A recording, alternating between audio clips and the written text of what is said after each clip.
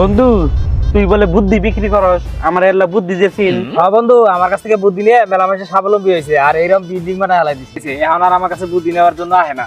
এখন ক তোর কি বুদ্ধি লাগবে? এমন একটা বুদ্ধি দে আমার জানি সারা জীবন কোনো কাজ কাম করন না লাগে, সারা জীবন জানি বইয়া বইয়া খাবার পাই। কি কর এরকম একটা বুদ্ধি দে। আরে পাগলা, এ মেরা ভাত কা খেল। তাইলে ক দেহি তোর বাহানাতের ছেলের কারবারটা দেহি। কি কর? তোরা তো বয়ে বয়ে খাবার চা, বয়ে বয়ে খাওয়ার জন্য আমার কাছে একটা বুদ্ধি আছে। চল তাইলে আমরা ব্যাংক লুট করি। তোর যে বুদ্ধি, ব্যাংক লুট করবা গেলে পুলিশ ধরে নিয়ে যাবো। আরে বোকা, যদি আমরা ব্যাংক লুট করে সফল হবার পাই তাও বয়ে বয়ে খাওয়ার পাবো। আবার যদি পুলিশে ধরে নিয়ে যায়, জেলখানায় ছেড়ে দেয়, তাও আমরা বয়ে বয়ে খাওয়ার পাবো। বুঝছা? কিরে বন্ধু, কথাই তো যুক্তি আছে রে, কিন্তু আমি তো আমিষ ছাড়া খাবার পাই না। কোনো কি আমার ডিম খাবার দিব? ডিম ছাড়া আমি খাইতেই পারি না ভাত। আরে ডিম তো দিবই, সেটা তোমার মুখ দিয়ে না, তোমার পুটকি দিয়ে দিব।